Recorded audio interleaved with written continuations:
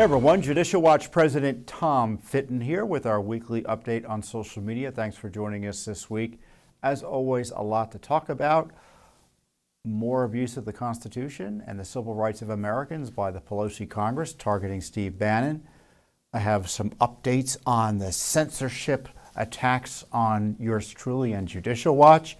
Plus we have important new documents regarding the CRT agenda in Loudoun County, Virginia. You've heard about that county, I'm sure, if you've been following this story. And then we also have a new lawsuit targeting the left's agenda on race in Asheville, North Carolina. So a lot going on as always. First up, though, is the, as I've warned, the attack on the civil rights of Americans using the January 6th incident as an excuse and a pretext. In this case, you have the Pelosi House with a uniparty committee, meaning only one party is effectively represented. Yeah, I know Nancy Pelosi appointed two anti-Trump Republicans, but they are answerable to the Democrats. So there are no minority party representations or representatives on the alleged select committee. It's really a star chamber type proceeding that has been instituted by the Pelosi House. And sure enough, rather than investigate the lack of security that resulted in that disturbance, they are focusing on the First Amendment protected activities of people close to Trump, namely Steve Bannon. There's no evidence he did anything wrong. He didn't riot. He didn't incite a riot. And they know that. So they're targeting him and they're targeting others over their protestations regarding the 2020 election, all of which are protected by the First Amendment. And so they issued a subpoena against Bannon and I don't know, about nearly 20 others. But Bannon basically said, I've got executive privilege issues here, as highlighted by the President Trump in court filings and publicly, and other privileges that he has a right to vindicate before he cooperates with the subpoena. So what was the response of the Pelosi House? Cackling. They threatened to throw him in jail. Almost immediately upon issuing the subpoena, they talked about putting him in jail, and anyone who opposed these subpoenas should be put in jail, which of course, that's not the way it works. The way it works is you issue a subpoena and you seek to enforce it. But the idea that you go immediately to criminal enforcement proceedings of a civil subpoena as issued by the House, presumably it's even valid, is a wild abuse of power. But that's what Pelosi and company did. You know, compare and contrast this with the contempt that Eric Holder was held in. He was the Attorney General at the time by the Republican-controlled House. Democrats were outraged at that. But that came after, I think, a year and a half of wrangling with the Justice Department and Holder directly on documents about his potential lies to Congress. So they gave him every opportunity to negotiate his way out of this. But of course that was not done, and they issued, I think it was unprecedented, contempt citation against him. Of course the Obama Justice Department did nothing. That was fast and furious. So they were covering up the deaths of hundreds of Mexicans and other innocents as a result of their gun running operation down at the southern border. But I guess those scandals aren't important anymore. So compare and contrast that with Steve Bannon, who they were talking about throwing in jail even before the subpoena was issued. So they had the Star Chamber proceedings. Again, no minority party representation. So Putin would be proud. Well, actually, they probably would have had minority party representations in the Russian parliament if they were doing something like this. But now, on top of that, it's not about enforcing the rule of law with respect to Congress. It's about using January 6th as a pretext to do things that Congress isn't allowed to do, which is to investigate you for talking about stuff and engaging in First Amendment protected activities. So this is a direct assault on the First Amendment. And the First Amendment doesn't just protect your right to free speech, it protects your right to petition your government. Complain to Congress, for instance, about the way they're handling the election certifications. It also protects your right to association. You can associate with people and get together and talk politics and advocate for policies that you want to see and put in place. And he's being targeted for those purposes. And in retaliation for him being an effective spokesman and an effective leader for the causes he cares about. Now, truth be told, I consider Bannon a bit of a friend of mine. Bannon's worked with us at Judicial Watch. He did a great movie with us. If you haven't seen it, you should go and hunt it down. The movie, The District of Corruption. And it's a great movie because it was done, I think it was done in 2012. And if you want to know where we were going or where we are going, you go watch that movie because we predicted it all and covered a lot of the Obama corruption scandals that they want to bury now. So I've known Bannon for a long time. And I know he's being punished because he's Steve Bannon, not because he did anything wrong or he's doing anything inappropriate. So I don't know about you, but I stand with Steve Bannon. And certainly we see what the so-called 1-6 Select Committee is about, which is about punishing the political opposition of Joe Biden and Nancy Pelosi. And what Judicial Watch is doing is actually what a 1-6 committee would be doing if it was honestly being run and wasn't corruptly being run and abused to target their political opposition.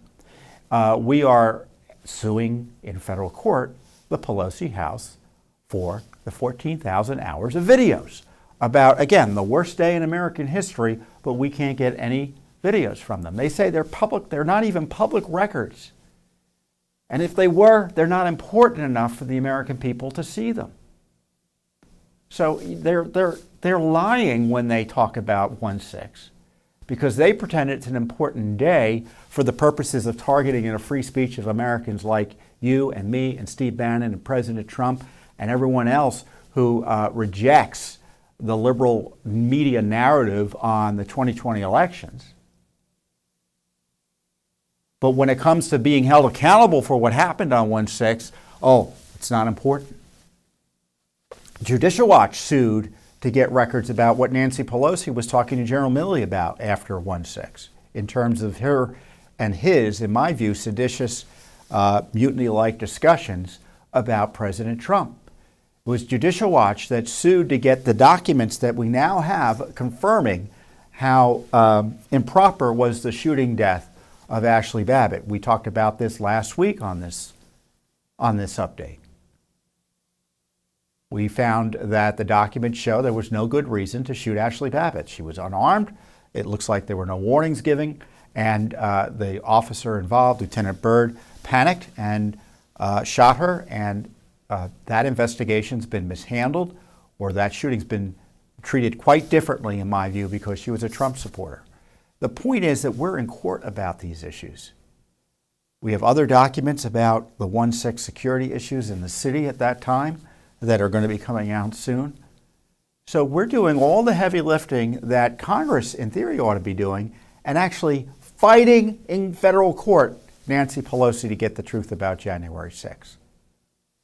So I don't know what Bannon's going to do in terms of, because the Justice Department is corruptly run.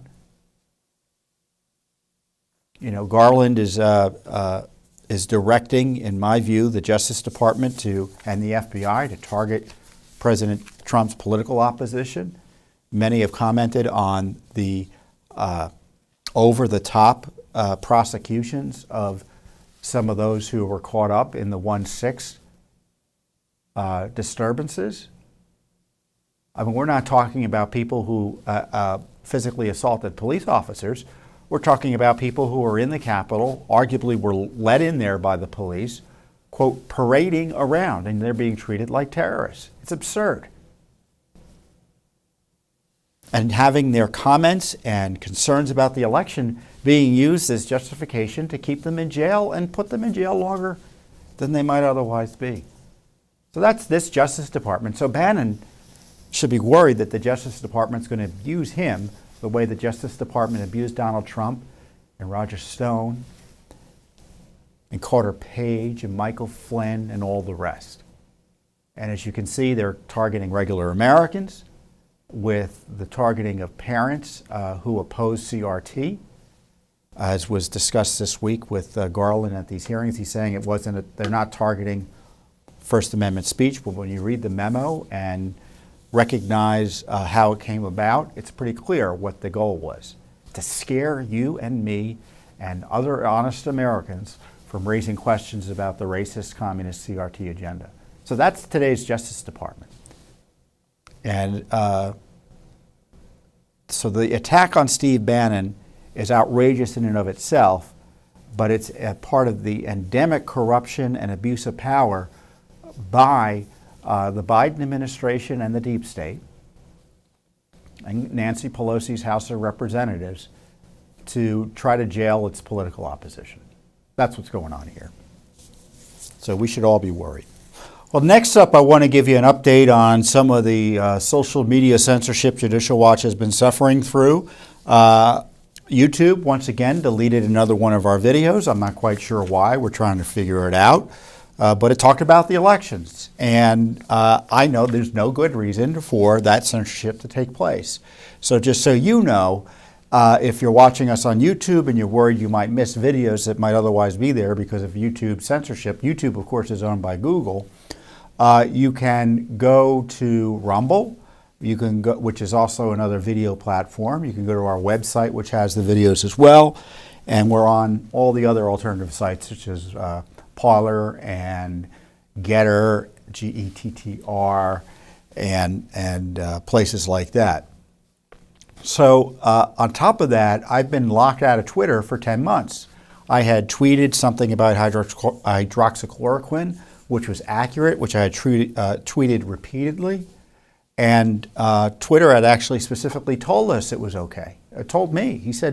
They said because someone had complained about the tweet, and they said it's not in violation of the rules. Well, 3 months later, they told me it was, and they said unless I took it down, I'd be locked out. And I've been locked out for 10 months. So, long story short, I took it down and I'm back on Twitter. So I'm not expecting to be back on Twitter forever because Twitter is out of control in large measure because of the leftist censorship push. But I'm back there. And I think generally it's important to be on as many sites as you're able to share the word. At least that's Judicial Watch's approach. But you should know, though, and I want to update you on this, is that one of the things the left has been saying is that these are private companies and they have a right to censor you because they're private companies. The First Amendment doesn't apply. Well, I don't believe that as a matter of law necessarily, but that's another matter. But we now know specifically that's not true. In the case of Judicial Watch, and I've reported on this before, we uncovered Freedom of Information Act documents showing the California Secretary of State's office got a video criticizing California's dirty voting rolls and other reasonable concerns we had raised, because Judicial Watch is one of the country's leading election law groups. We're national experts on elections, how they're run, and election security and other issues. And they took our video down at the suggestion of the California Secretary of State. So there you've got a government conspiracy with YouTube, Google, to take our videos down. And that raises significant constitutional concerns and makes it a bit more, don't you think, than a private matter. Similarly, they were targeting these other and others had videos and other things taken down on Twitter, on Facebook, and places like that. And it's not just Democrats. We were in the Iowa Republican Secretary of State's office didn't like the fact we criticized Iowa's dirty voting rolls. And they suggested what we said was wrong. And of course it wasn't wrong. But they went and tried to get our material taken down. So this is about government suppression of speech and big tech acting as a vehicle for that suppression of speech. A lot of the COVID restrictions are the result of the COVID censorship is the result of of the people who are being targeted, saying things that are at odds with government narratives on COVID. And it doesn't matter what the topic is. But people have their views on COVID, they have their views on vaccines, they have their views on masks and other things and prophylactic treatments and things like that. And my view is they have a right to say it. And there's no basis to take it down for a private entity to say the reason we're taking it down is because it contradicts government officials who often change their minds. Remember they said there's no gain of function research? Well, turns out there was, and it was funded by Fauci's agency. That's in the news again this week, thanks in large measure to Judicial Watch, uncovering the documents that showed the NIH and Fauci's agency, the National Institutes for Allergy and Infectious Diseases, was lying. So this is a government censorship program, or they're acting as avatars of the government.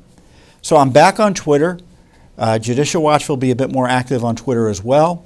But follow us wherever you see us. We're on Facebook, we're on Instagram, we're on YouTube, we're on Getter, we're on Parler, I'm on Telegram, I'm on Substack, I'm on Twitter, Judicial Watch is on Twitter. We're all over. And you should be all over where you can as well, within reason. So, the censorship isn't going to stop us. We're going to stand strong against the censorship. And we're not going to stop telling the truth, because to quote George Washington, who I guess I'm still allowed to quote him, maybe I'll be deleted for quoting him. The truth will prevail where there is great pains taken to bring it to light. The truth will prevail. And the reason the left is censoring us online is because we're winning.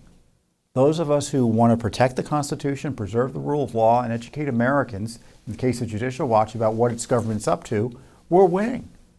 And Twitter, outrageously, for instance, took the head of a national, the nation's largest government watchdog group, internationally known. And I don't say that to toot our own horns, but it's a fact.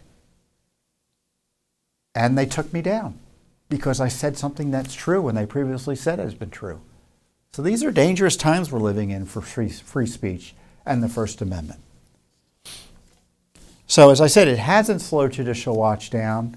We're continuing to expose key issues that the government wants to keep secret from you. And one of the, I guess, the worst kept secrets in the world is their CRT agenda.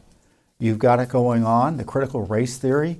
Now, the left pretends critical race theory is just something that's taught in law schools. Well, that's so dishonest that I'm not going to insult your intelligence by having to argue why it's dishonest. But we all know what it is. It's repackaged Marxism using race as opposed to class to advance the communist agenda. And it specifically is racist, it's anti-American, and it's communist and revolutionary in its scope and its attitude. And it's bad enough when they're trying to impose it on our military, impose it on government officials and government employees, or corporations incorporating it into its practices internally in terms of HR and forcing people to go through this racist propaganda brainwashing. But it's beyond belief that, and outrage, that they're targeting our children.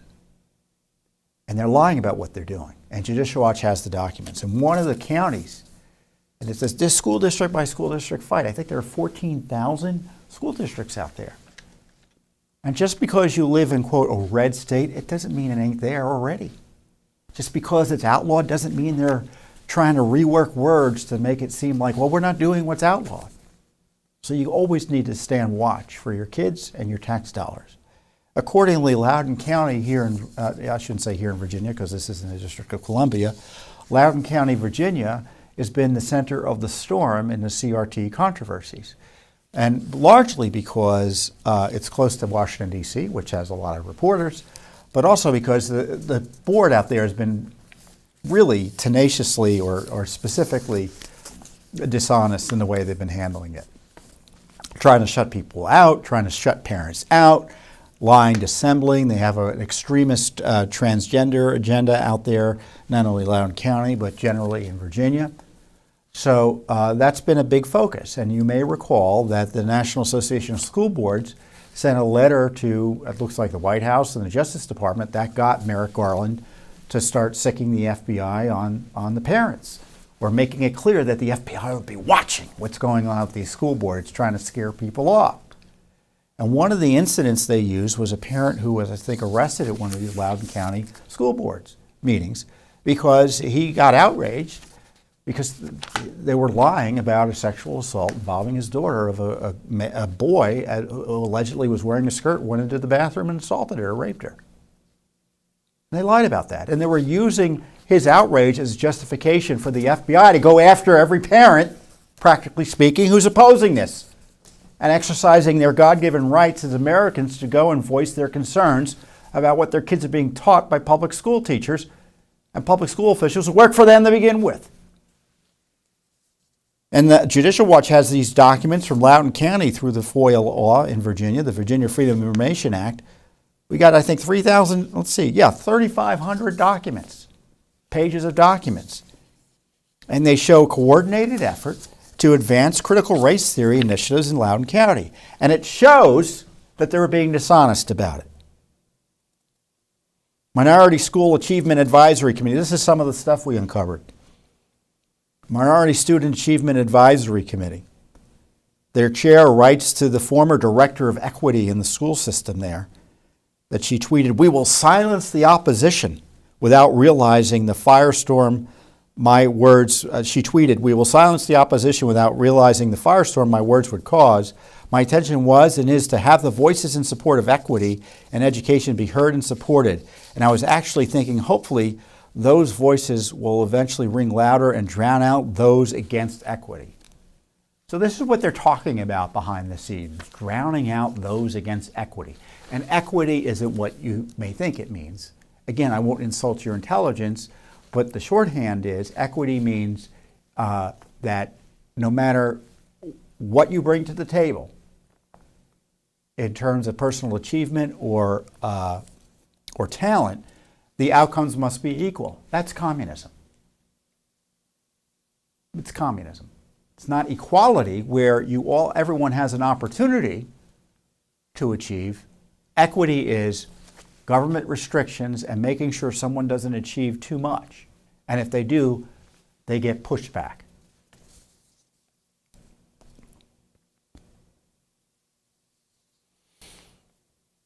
Again, this Minority Student Achievement Advisory Committee chair writes about a call to action and trying to enlist the NAACP, which is also pushing this radicalism, in taking steps against, quote, the false narratives of the opposition.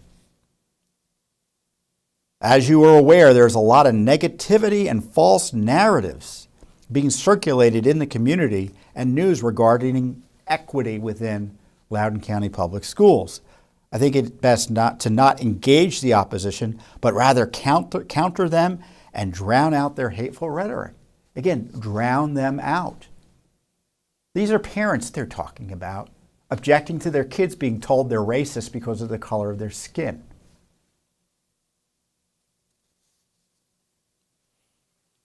On January 11th, 2021, so just earlier this year, Loudoun County School Board member Atusa Reeser writes the head of the superintendent of the schools, Mr. Ziegler, an email about legislation moving forward in the Virginia legislature that required cultural competency for teachers' licenses. And this is what they write. This is the bill that's going to encompass one of our programs asks. It will be carried by someone outside Loudoun. So again, they don't want their fingerprints on it, and is more comprehensive. I believe it will encompass what we're asking for, and I'm okay with the path forward. And the Ziegler response, this is the superintendent. That looks good once the bill's passed. It will be interesting to see how the training and rubrics are built and promulgated around the cultural competency requirement. Now, cultural competency is another phrase the CRT people use to disguise what they're doing. That's where the real work starts. Now, I don't know about you. When they say cultural competency, that's divisive. They see America as being sliced and diced into hundreds, if not thousands, of cultures, and I think most parents want their children to be taught that about America and what binds us as opposed to what divides us.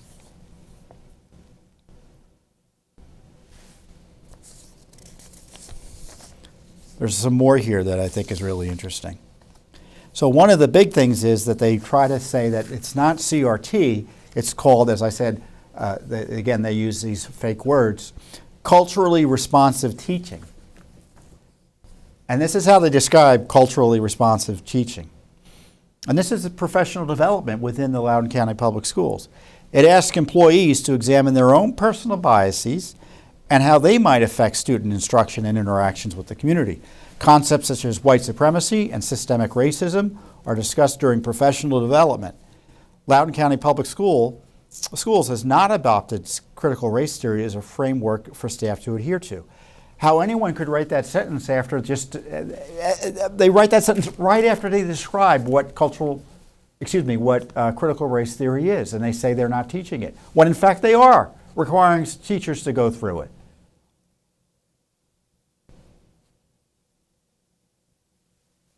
As I said, dishonesty.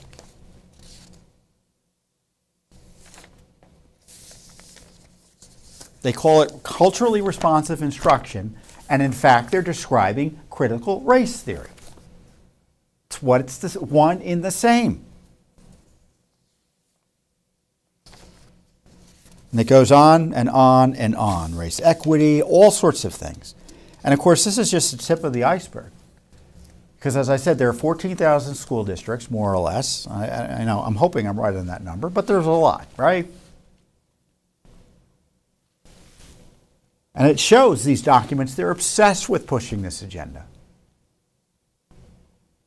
And it's not just in Loudoun, County, Virginia, it's in Massachusetts, it's all over. I mean, we had documents showing they were segregating students by race up in Wellesley, Massachusetts. A teaching program in Rhode Island, a Rhode Island school district we just announced.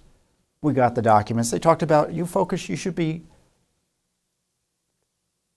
focusing on collectivism rather than individualism. If that's not communism, what would be?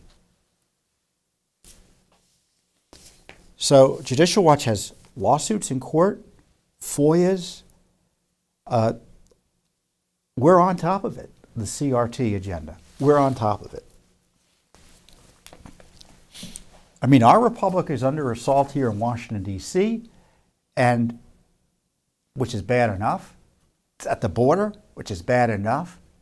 Overseas, with the collapse of our national security, or any semblance of rational national security with Biden's disastrous and deadly surrender to the terrorists in Afghanistan. But the left, as I was joking the other day to someone in the office, the commies are going to commie. And so they're going to go after our kids, and that's what they're doing in our schools.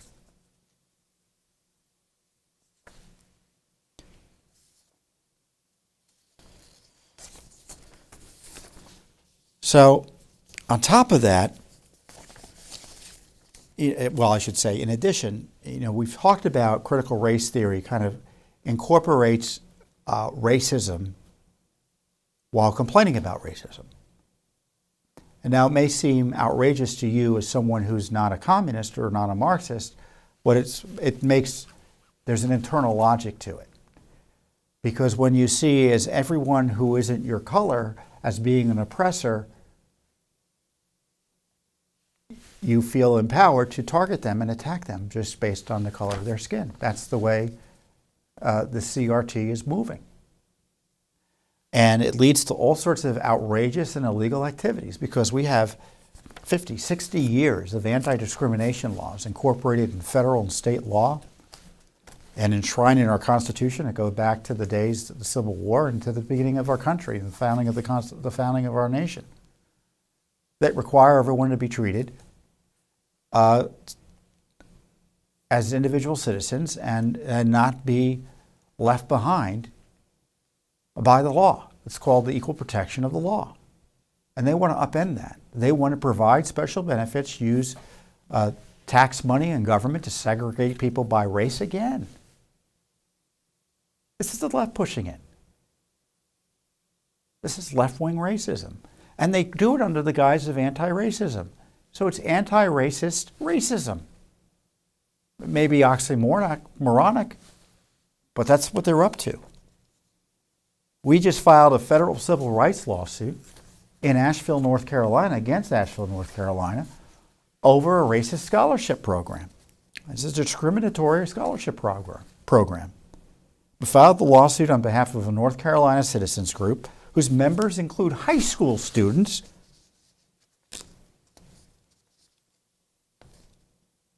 who are also ineligible for this scholarship program because they're not black.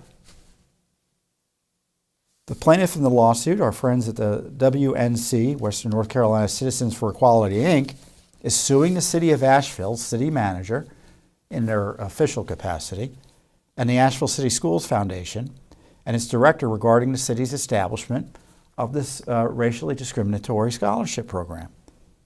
So what happened is, earlier this year, the city of Asheville entered into an agreement with this Asheville City Foundation, the Schools Foundation, to establish and administer a scholarship program.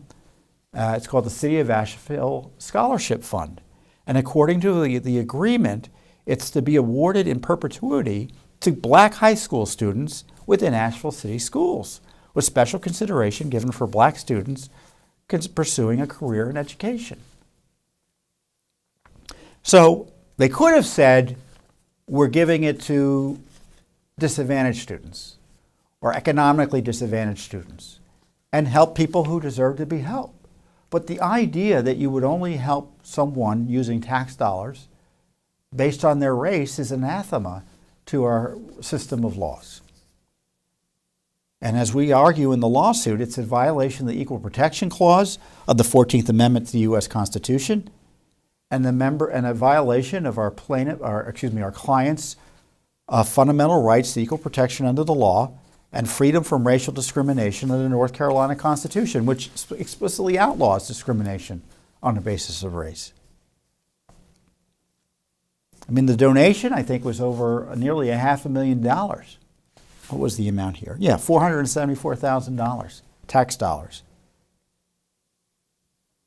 And the City Council stated it expected the funds would be used in such a way to provide the public benefit of advancing, again, this catchphrase, racial equity within the community. Of course, it does no such thing. It's divisive and illegal. So they're going to begin accepting applications on November 1st through the January of 2022.